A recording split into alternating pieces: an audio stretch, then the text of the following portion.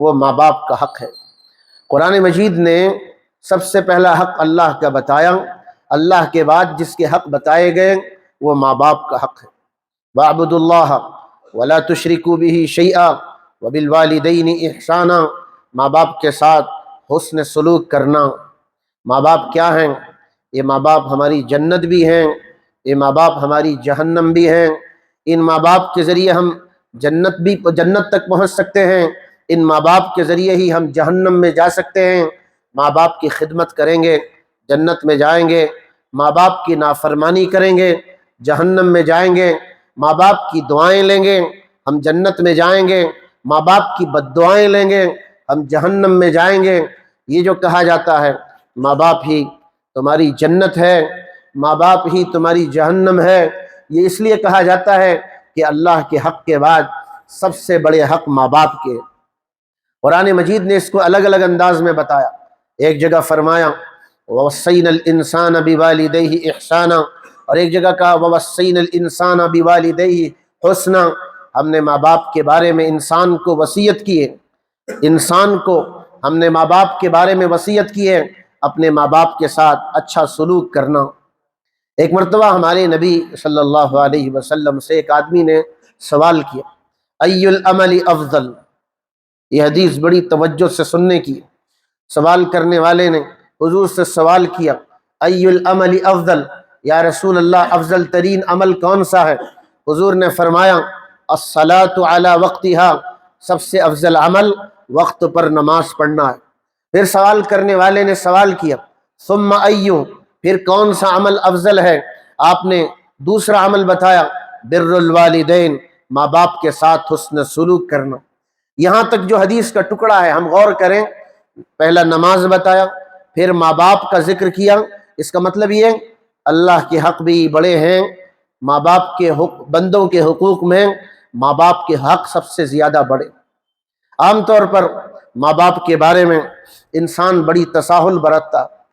آج کل کے زمانے میں، جس زمانے میں ظاہرداری بڑھ گئی، پیسوں کا رواج ہو گیا، گھر بڑے ہو گئے مگر دل چھوٹے ہو گئے، جس کے نتیجے میں اپنے گھروں میں اب سب کے لیے جگہ ہے۔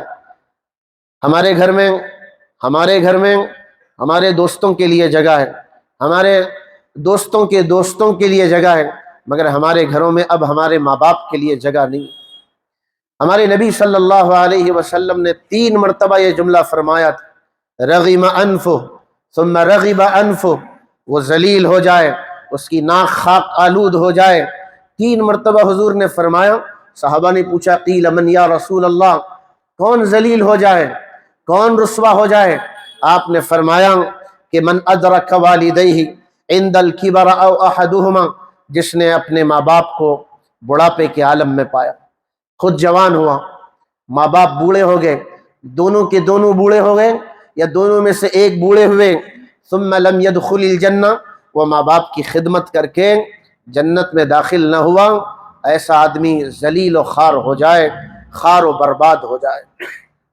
یہ حدیث کے الفاظ ہمیں نصیحت کرتے ہیں کہ حقوق میں، بندوں کے حقوق میں ماں باپ کا حق بہت بڑا ہے، جس کا ہمیں ہر لمحے خیال کرنا۔ شادی کے بعد انسان کی ضرورتیں بڑھ جاتی ہیں، ذمہ داریاں بڑھ جاتی ہیں، بیوی کا خرچ اٹھانا پڑتا ہے، بچوں کا خرچ اٹھانا پڑتا ہے، بچوں کی تعلیم پر خرچ کرنا پڑتا ہے۔ اس زمانے میں سب سے زیادہ مشکل ایک بچے کے لیے ماں باپ پر مال کا لگانا ہو جاتا ہے۔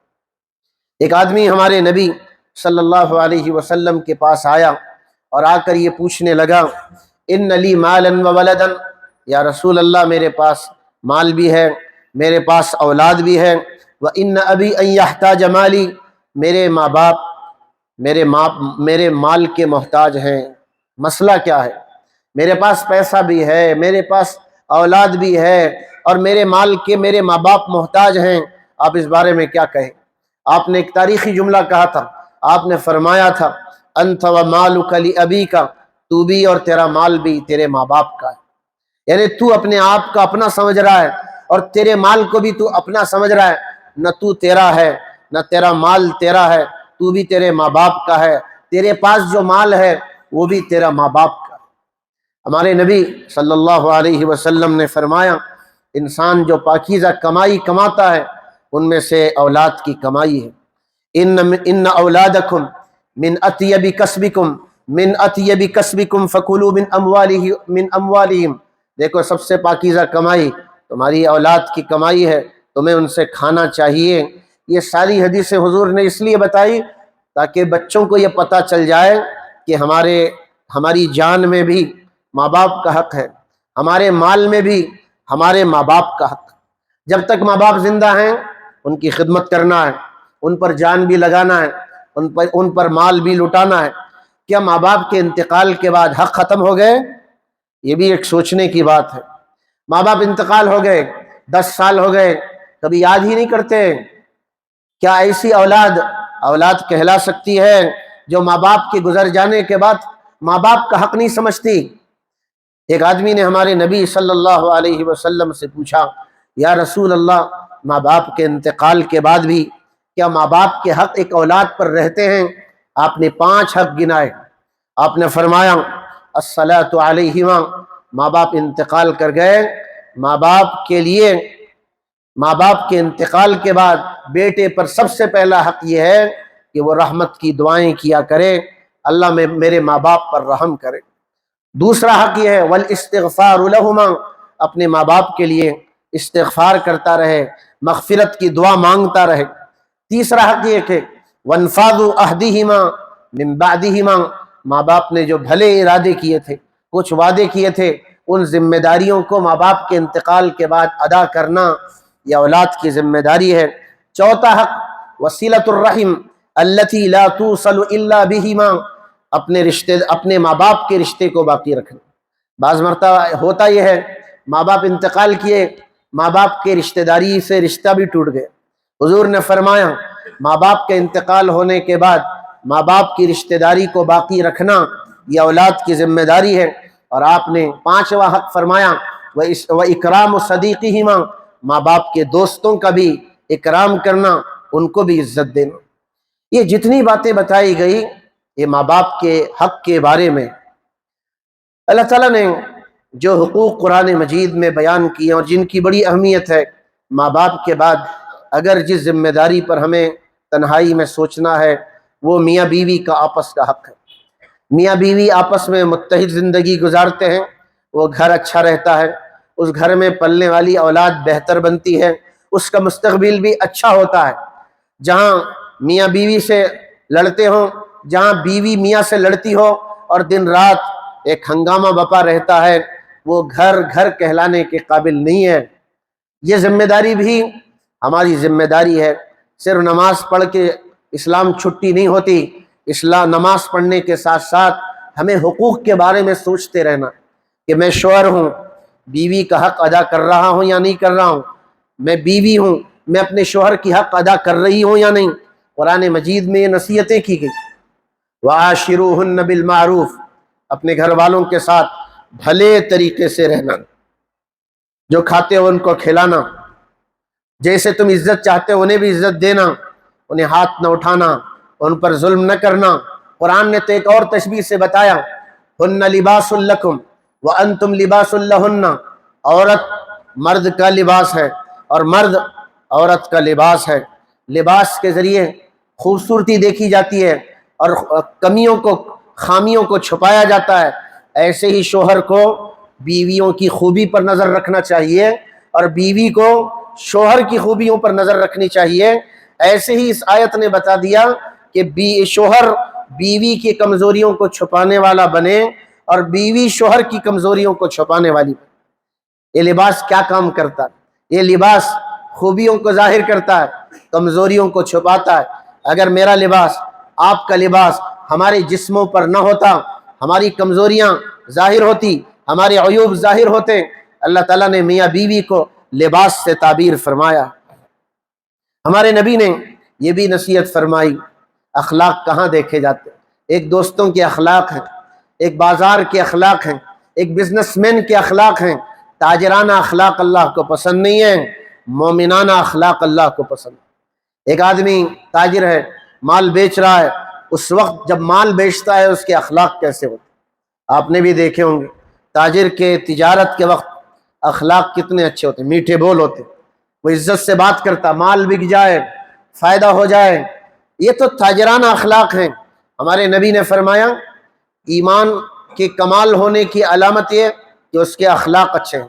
اخلاق اچھے ہونے کی ایک علامت یہ ہے کہ وہ اپنی بیوی کے ساتھ اچھے اخلاق کے ساتھ رہتا۔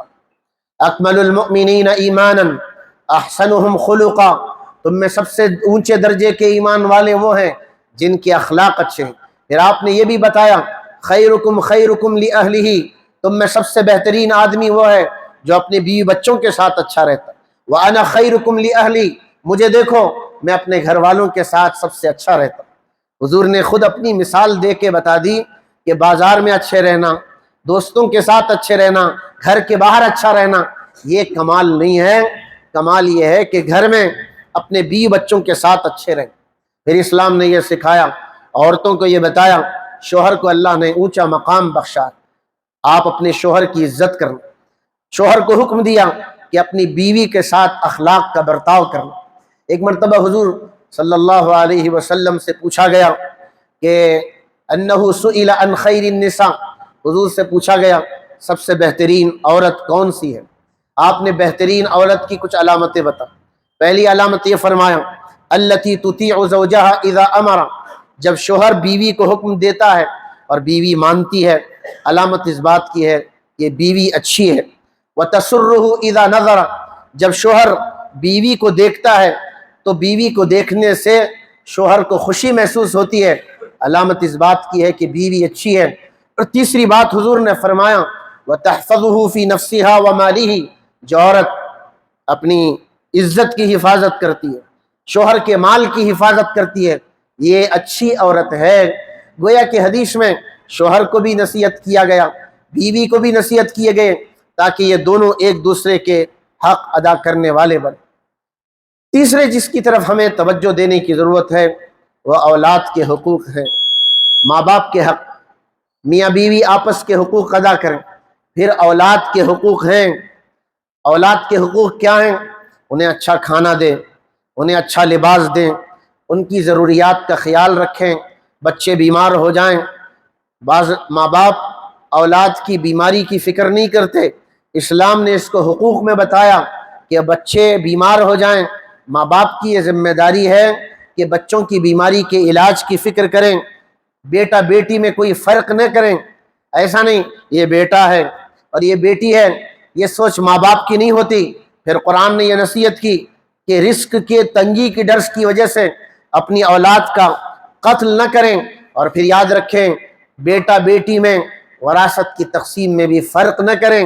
یہ اچھی بات نہیں ہے کہ بیٹی کو محروم کر دیں، یہ اچھی بات نہیں ہے کہ صرف بیٹوں کو وراثت میں حق دیں۔ پھر اسلام نے یہ باتیں سکھائی کہ جو تم خرچ کرتے ہو اپنی اولاد پر بھی خرچ کرو۔ ہمارے نبی صلی اللہ علیہ وسلم نے کچھ اگزامپل دے کے فرمایا تھا، 1 دینار تم اللہ کے راستے میں خرچ کرو، 1 دینار تم کسی بیوہ یتیم پر خرچ کرو، 1 دینار تم اپنے بیوی بچوں پر خرچ کرو۔ جانتے ہو ان دیناروں میں سب سے افضل ترین دینار کون سا ہے؟ پھر سوال کے بعد خدا آپ نے جواب دیا ان دیناروں میں سب سے افضل ترین دینار وہ ہے جو تم اپنے بیوی بچوں پر خرچ کرو۔ ہم یہ سوچتے ہیں غریبوں پر خرچ کرے ہی ثواب ملے گا، بیوی بچوں پر خرچ کرنے پر بھی ثواب ہے۔ یہ جو ہم روزانہ خرچ کرتے ہیں اپنی بیوی بچوں پر، ہمارا منتھلی بجٹ ہوتا ہے، بچے کے لیے ٹیوشن خرچ ہو رہا ہے، بچے کے لیے ایجوکیشن کے لیے خرچ ہو رہا ہے، بچے کے ڈریسز کے لیے خرچ ہو رہا ہے۔ بعض مرتبہ ہم چھوٹا دل کرتے ہیں اور یہ سوچتے ہیں بھائی میں تو سوچا ہوں پیسہ جمانے کی چیز ہے، اس جمانے کے چکر میں بیوی بچوں کا ہم خیال نہیں رکھتے۔ یہ اسلام کی نصیحت ہے، بیوی بچوں پر خرچ کرو، جیسے صدقہ خیرات پر تمہیں اجر و ثواب ہے اس سے زیادہ اجر و ثواب اپنے بیوی بچوں پر خرچ کرنے پر۔ تو آج کی پوری گفتگو کا موضوع حق کی ادائیگی کے معاملے میں، وَاعْبُدُوا اللَّهَ وَلَا تُشْرِكُوا بِهِ شَيْئًا، سب سے بڑا حق اللہ کا ہے، اللہ کی عبادت کرو۔ جو لوگ عبادت نہیں کر رہے وہ اللہ کی حق تلفی کر رہے ہیں۔ وَبِالْوَالِدَيْنِ إِحْسَانًا، ماں باپ کا حق پہچانو، بیوی کا خیال رکھو، اولاد کی ذمہ داریاں ادا کرو۔ یہ حقوق ادا کرنے والا انسان صحیح چلنے والا آدمی ہے، اور حقوق جب ادا ہوں گے تو زندگی خود بخود خوبصورت بنے گی۔ اللہ تعالیٰ عمل کی توفیق عطا فرمائے۔